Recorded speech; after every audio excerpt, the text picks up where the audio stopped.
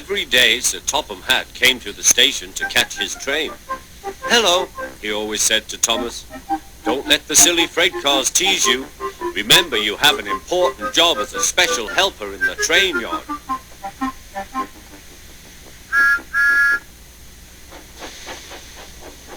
There were lots of freight cars, and Thomas worked very hard pushing and pulling them into place. There was also a small coach and two strange things his driver called cranes. "That's the breakdown train," he told Thomas.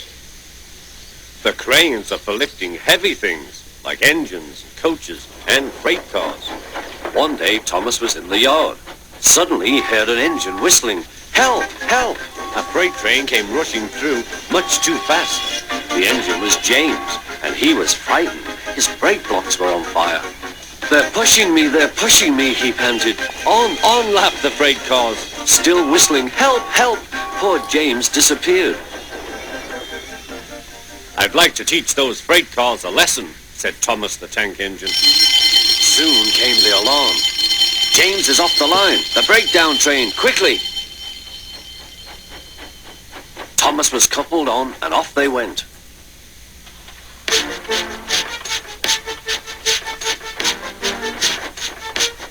Thomas worked his hardest. "Hurry, hurry, hurry," he puffed. He wasn't pretending to be like Gordon. He really meant it. "Bother those freight cars and their tricks. I hope poor James isn't hurt."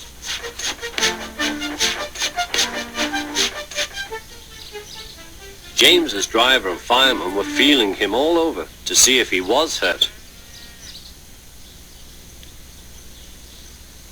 "Never mind, James," they said. "It was those silly freight cars on your old wooden brakes that caused the accident." Thomas pushed the breakdown train alongside. Then he pulled away the unhurt freight cars. Oh dear, they groaned. Serves you right, puffed Thomas. He was hard at work, puffing backwards and forwards all afternoon. "This'll teach you a lesson, he told the freight cars. And they answered, "Yes, it will, yes, it will."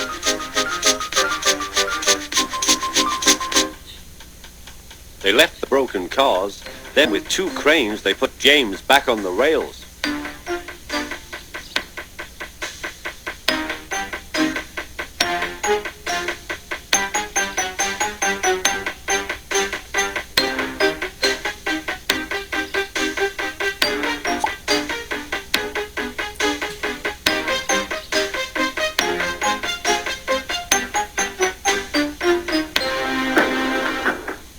He tried to move, but he couldn't, so Thomas helped him back to the shed.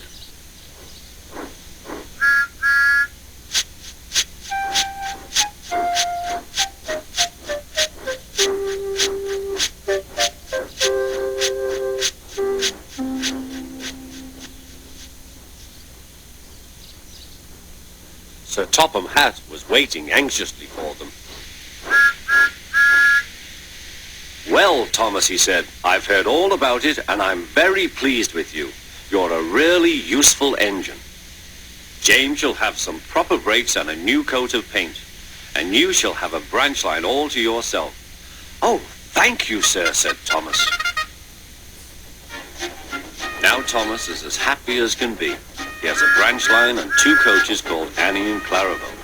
He puffs proudly backwards and forwards with them all day.